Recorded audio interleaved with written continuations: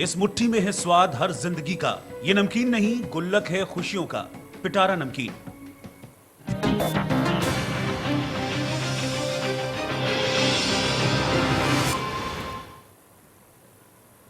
नमस्कार, उत्तर प्रदेश विशेष में आपका स्वागत है। मैं हूं सुप्रीत सचदेव। गोरखपुर में मुख्यमंत्री योगी ने नामांकन दाखिल किया है। नामांकन में शामिल होने के लिए गृह मंत्री अमित शाह और स्वतंत्र देव सिंह भी मौजूद रहे। जनसभा में सीएम योगी ने कहा कि डबल इंजन की सरकार हर मंच पर खरी उतरी। वो बोले कि उनकी सरकार में हर वर्ग का विकास हुआ है। केंद्र सरकार की तारीफ करते हुए योगी ने कहा कि जम्मू कश्मीर से 370 हटाकर आतंकवाद का नामो निशान मिटाया गया है। ये 3 तस्वीरें आप देख सकते हैं गोरखपुर की। सीएम ने जहां एक तरफ हवन किया, पूजा अर्चना की, उसके बाद फिर वो अपना नामांकन दाखिल करने पहुंचे। बेहद अहम दिन आज मुख्यमंत्री योगी आदित्यनाथ के लिए। किस तरह से आज उन्होंने अपने दिन की शुरुआत की, पूजा अर्चना की, हवन किया और उसके बाद उन्होंने अपना पर्चा दाखिल किया। देख सकते हैं उनके साथ अमित शाह भी मौजूद थे और इस तरह से आज योगी आदित्यनाथ ने गोरखपुर सीट के लिए अपना पर्चा दाखिल किया है। कोई भी व्यक्ति एक नकारात्मक टिप्पणी नहीं कर सकता। राजनीतिक प्रतिद्वंद्विता हो सकती है, राजनीतिक प्रतिशोध हो सकता है, राजनीतिक टिप्पणी हो सकती है, लेकिन गरीब को बिना भेदभाव किसकी योजना का लाभ मिलना, गरीब को मकान मिल जाना, गरीब को शौचालय मिल जाना, हर एक व्यक्ति को बिना भेदभाव के उसकी आस्था का सम्मान हो जाना और हर एक व्यक्ति को सुरक्षा की गारंटी दे देना, ये अपने आप में एक बड़ी बात थी। उत्तर प्रदेश जैसे राज्य में जो दंगों से ग्रसित राज्य था उसमें एक चुनौती थी, लेकिन जब यशस्वी नेतृत्व होता है और निरंतर उनका मार्गदर्शन प्राप्त होता है तो कठिन से कठिन चुनौती को भेदना भी बहुत आसान हो जाता है। और ये 5 वर्षों के अंदर उत्तर प्रदेश के अंदर भारतीय जनता पार्टी संगठन ने, सरकार ने मिलकर के वही परिणाम आज उत्तर प्रदेश की जनता के सामने दिया है। जालौन में भारतीय जनता पार्टी के राष्ट्रीय अध्यक्ष जेपी नड्डा ने अखिलेश यादव पर बड़ा हमला बोला है। जनसभा को संबोधित करते हुए बीजेपी के राष्ट्रीय अध्यक्ष जेपी नड्डा ने कहा कि समाजवादी पार्टी को गुंडा शब्द कहना बहुत हल्का हो जाएगा। ये पार्टी गुंडों की नहीं, आतंकवादियों की शुभ चिंतक है। उन्हें पालने का काम समाजवादी पार्टी के राष्ट्रीय अध्यक्ष अखिलेश यादव कर रहे हैं। उन्होंने कहा कि जो देश के साथ गद्दारी करते हैं उनके साथ समाजवादी पार्टी के लोग खड़े हैं। चुनाव उत्तर प्रदेश की जनता को सही दृष्टि लेकर के विकास के पथ पर मोदी जी के आशीर्वाद को और योगी जी के काम को जो धरती पर उतारा है उसको और गति देने का यह अवसर है। इसको हमको भारतीय जनता पार्टी है जो आकर के कहती है कि हमने ये किया है, जो कहा था वो किया है, जो कहेंगे वो करेंगे। वो तो वहीं मिलते हैं। कभी उन्होंने विकास की कहानी कही है और हमारे गौरी शंकर जी गिना रहे थे, मैं अभी बैठा था तो मैं सुन रहा था। मित्रों, विकास का दूसरा नाम भारतीय जनता पार्टी है, याद रखना। सपा बसपा को सुना है भाषण देते हुए कि उन्होंने कोई काम गिनाया हो? वो क्या गिनाएंगे? मैंने उसको उठवा लिया, वो क्या गिनाएंगे? मैंने उस पर कब्जा कर लिया, मैंने उसके जमीन पर कब्जा कर लिया, मैंने उसके मकान पर कब्जा कर लिया। कभी सुना उनसे कि उन्होंने कहा हो कि मैंने हॉस्पिटल बनवाया? कभी सुना उन्होंने? हाँ, वो बनवाएंगे तो जेल बनवाएंगे, वो बनवाएंगे तो जेल बनवाएंगे, क्योंकि उनके लोग मित्र साथी तो वहीं रहा। सीएम योगी ने मीडिया सेंटर का उद्घाटन किया। सीएम के साथ स्वतंत्र देव सिंह भी मौजूद रहे। 6 फरवरी को संकल्प पत्र जारी करेंगे सीएम योगी और विकास, सुशासन और राष्ट्रवाद का मुद्दा मुख्यमंत्री ने उठाया। 6 फरवरी को पार्टी संकल्प पत्र जारी करेगी। बीजेपी ने बिना भेदभाव के विकास किया। मुख्यमंत्री ने बातें कही। हमारी योजनाएं गांव-गांव, घर-घर तक पहुंची। पिछली सरकारों में माफियाओं को संरक्षण, विकास के मुद्दे पर चुनाव लड़ रहे हैं, राष्ट्रवाद के मुद्दे पर चुनाव में है। तो ये सारी बातें मुख्यमंत्री योगी आदित्यनाथ ने कही हैं।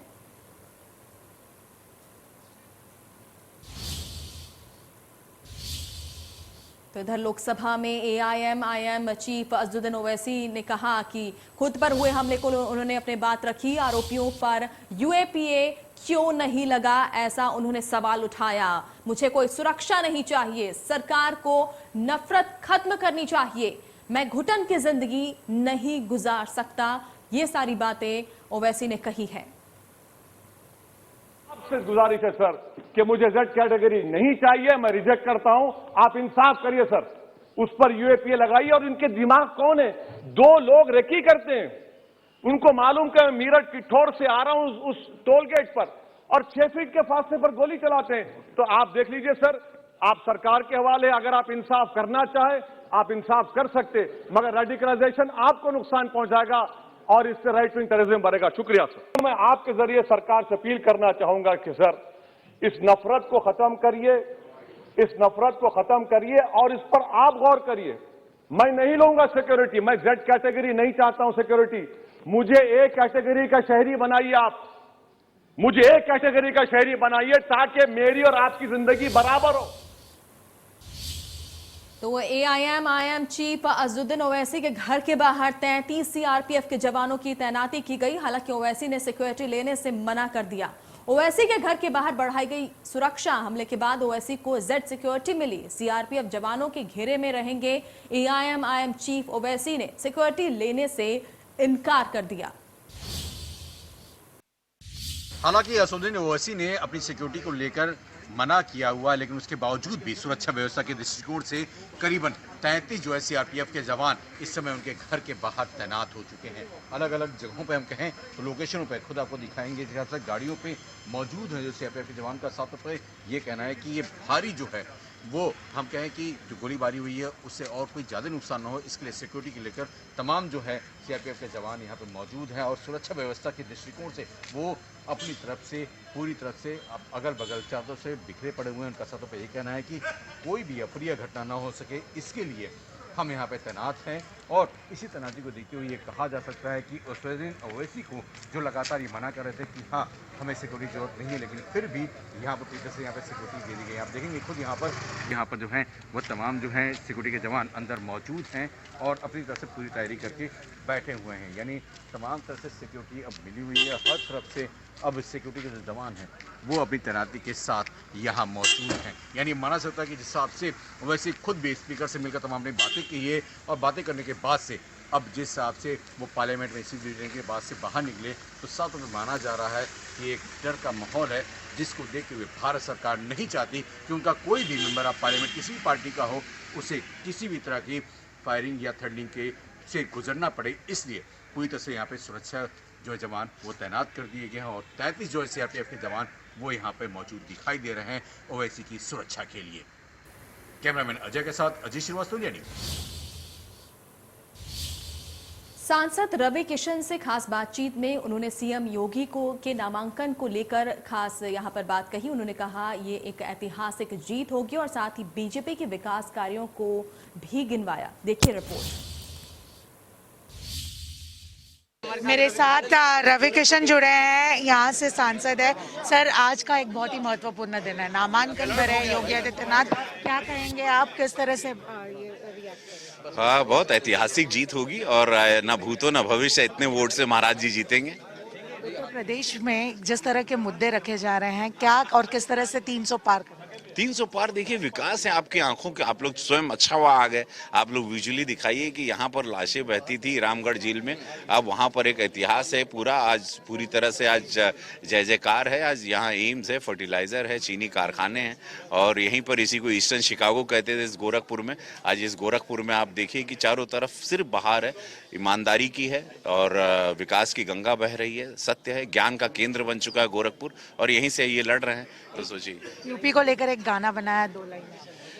जे कबो न रहल उ अब बा, यूपी में सब बा, न साइकिल न हाथी न हाथ बा, न साइकिल न हाथी न हाथ बा, ई बेर भैया हो यूपी में डबल इंजन सरकार, योगी आदित्यनाथ बा, हर हर महादेव। जो आज इस तरीके थे रवि किशन जी, जिन्होंने यहाँ पे जो है योगी आदित्यनाथ जब नामांकन भर रहे हैं तो उसको लेकर जो है यहाँ पे आए हैं उनको सपोर्ट दिखाने के लिए।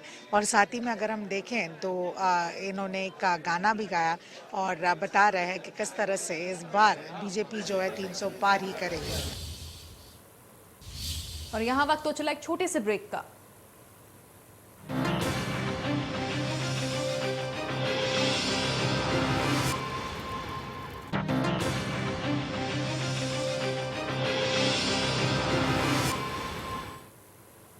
और ब्रेक के बाद एक बार फिर से आपका स्वागत है। सपा अध्यक्ष अखिलेश यादव का एक ट्वीट आया है। उन्होंने कहा कि नफरत फैलाने वाले खबरदार रहें, हम मोहब्बत के शहर ताज की नगरी में हैं, प्रेम का इनकलाब होगा, 22 में बदलाव होगा, यूपी कहे आज का नहीं चाहिए भाजपा। तो ये ट्वीट किया है सपा अध्यक्ष अखिलेश यादव का और ट्वीट में क्या लिखा है ये आप साफ देख सकते हैं। पूर्व केंद्रीय मंत्री और बीजेपी में शामिल हो चुके आरपीएन सिंह से हमारे संवाददाता ने खास बातचीत की। उन्होंने कांग्रेस नेता के उस बयान की निंदा की जिसमें उस नेता ने नमक के बोरी के साथ योगी और मोदी की दफनाने की बात कही थी और साथ ही उन्होंने स्वामी प्रसाद मौर्य पर भी हमला बोला। आरपीएन सिंह आज पहली बार प्रदेश कार्यालय बीजेपी मुख्यालय लखनऊ में आए, हालांकि इनकी ज्वाइनिंग दिल्ली में हुई थी। आरपीएन जी, आज एक आपके पूर्व सहयोगी का बयान आया है, योगी और मोदी को नमक के साथ उन्होंने दफनाने की बात कही है।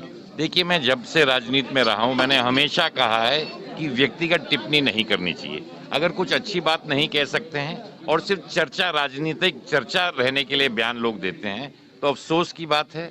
मैं ऐसे लोगों को सिर्फ यही कहूंगा, ईश्वर उनको सद्बुद्धि दे। इस तरह के बयान किसी को भी किसी के बारे में कभी नहीं देने चाहिए।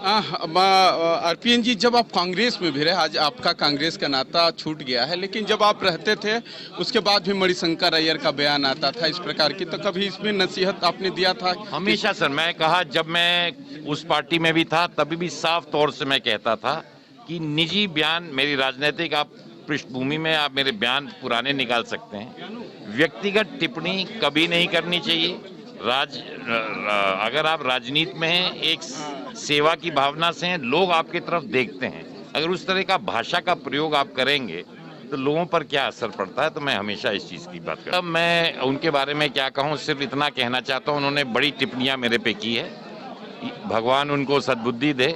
परंतु सिर्फ एक ही चीज़ कहना चाहता हूँ, सब लोग अपने घर से लड़ते हैं, अपने घर प्रतापगढ़ भी कभी जाके लड़ लेते हैं। हमारे साथ बातचीत करने के लिए आरपीएन सिंह जी थे। उन्होंने स्वामी प्रसाद मौर्य को नसीहत दे दी कि सब लोग अपने घर से चुनाव लड़ते हैं, उनको अपने घर प्रतापगढ़ से भी चुनाव लड़ना चाहिए। सहयोगी सूरज के साथ Rajnish Pandey, India News, Lucknow. RPN ji, आज एक आपके पूर्व सहयोगी का बयान आया है, योगी और मोदी को नमक के साथ उन्होंने दफनाने की बात कही है। देखिए, मैं जब से राजनीति में रहा हूं मैंने हमेशा कहा है कि व्यक्तिगत टिप्पणी नहीं करनी चाहिए। अगर कुछ अच्छी बात नहीं कह सकते हैं और सिर्फ चर्चा, राजनीतिक चर्चा रहने के लिए बयान लोग देते हैं तो अफसोस की बात है। मैं ऐसे लोगों को सिर्फ यही कहूंगा, ईश्वर उनको सद्बुद्धि दे। इस तरह के बयान किसी को भी किसी के बारे में कभी नहीं देने चाहिए। आरपीएन जी, जब आप कांग्रेस में भी रहे, आज आपका कांग्रेस का नाता छूट गया है, लेकिन जब आप रहते थे उसके बाद भी मणिशंकर अय्यर का बयान आता था इस प्रकार की, तो कभी इसमें नसीहत आपने दिया था? हमेशा सर, मैं कहा जब मैं उस पार्टी में भी था तभी भी साफ तौर से मैं कहता था कि निजी बयान, मेरी राजनीतिक आप पृष्ठभूमि में आप मेरे बयान पुराने निकाल सकते हैं, व्यक्तिगत टिप्पणी कभी नहीं करनी चाहिए। अगर आप राजनीति में हैं, एक सेवा की भावना से हैं, लोग आपकी तरफ देखते हैं, अगर उस तरह का भाषा का प्रयोग आप करेंगे तो लोगों पर क्या असर पड़ता है, तो मैं हमेशा और अगली बड़ी खबर लखनऊ से, जहां पर केंद्रीय सूचना मंत्री अनुराग ठाकुर का बयान आया है। उन्होंने कहा कि योगी जी ने आज नामांकन किया, मैं उन्हें बधाई देता हूं। सपा की हालत अखिलेश यादव जी के चेहरे से दिखती है। अखिलेश ने शायद ही किसी दंगाई बदमाश को टिकट देने से छोड़ा हो। अखिलेश खुल के टिकट नहीं बांट पा रहे हैं। साइकिल रखो, नुमाइश में कमल ही खिलेगा 22 में।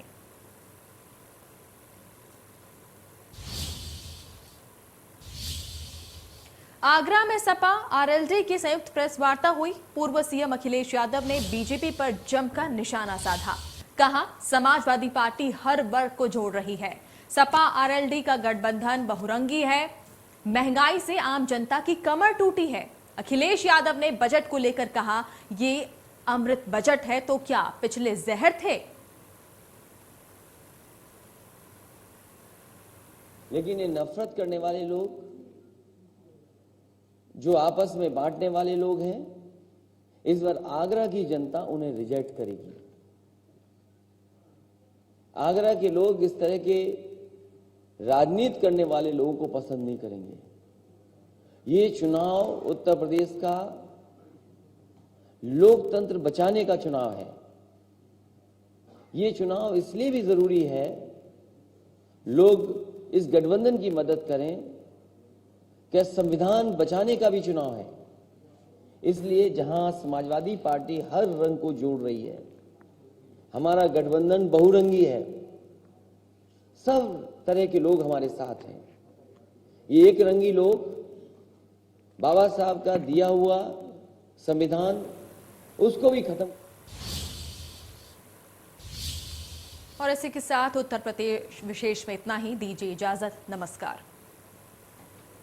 पावर्ड बाय, इस मुट्ठी में है स्वाद हर जिंदगी का। ये नमकीन नहीं, गुल्लक है खुशियों का। पिटारा नमकीन।